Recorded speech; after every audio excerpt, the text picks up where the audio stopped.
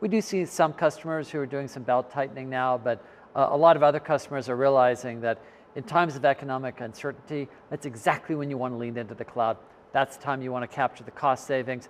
That's the time you want flexibility to both burst as well as shrink your infrastructure capacity. And that's the time you want to figure out how to still innovate with fewer resources. I'm wondering about profit pressures in the business. Operating margin went to 26.3% from 29%, I think, in the last quarter.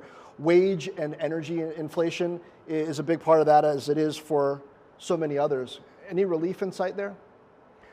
Well, I think that AWS's scale at which we operate is a huge help to our customers. If you mentioned the energy prices, and of course we're not immune to energy prices, but we're able to forecast and absorb a lot of different variations and different prices for different types of energy around the world.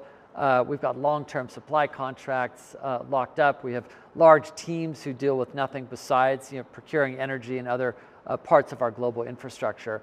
So I think part of the value proposition we offer customers is being able to help buffer them, if you will, from these different ups and downs and different elements of their cost structure that they'd have to deal with on their own. So is one way to look at it then that because of your scale and ability to deal with these things, you're willing to take the short-term margin hit because you're able to smooth that out for customers who see that as part of the value proposition of being with AWS?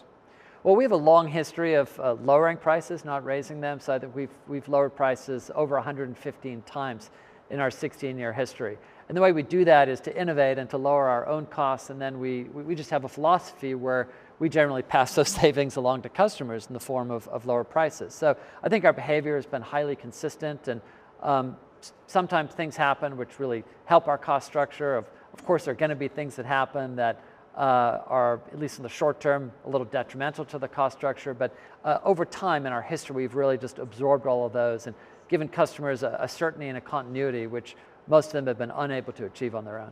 How are you approaching your own staffing? Certainly salaries, there's still pressure on those to go higher, but there have been certain areas where you've frozen hiring, other areas where you continue to hire. How is that trending as we look into 2023?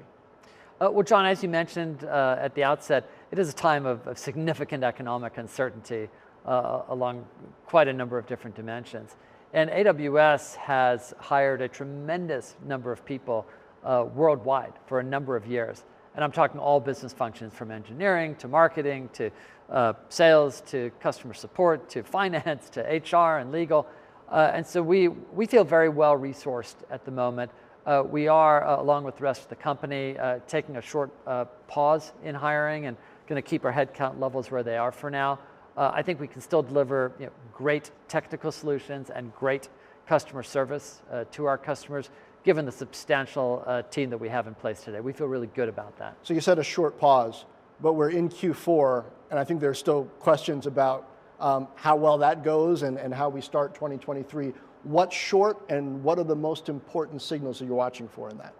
Well, we don't have any specific timetable announced. I think we'll, as you implied, we'll kind of get through this quarter and into the next quarter, take a look at what's happening.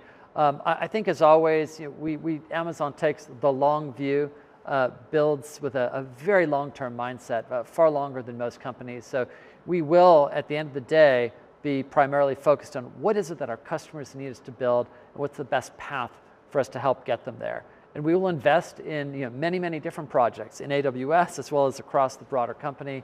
And we will be unafraid to double down in areas where we think are really going to add value for customers. And so I think the real signals are going to be where we see customers either using services or coming and asking us about things that they need from us in order to accomplish what they're trying to accomplish.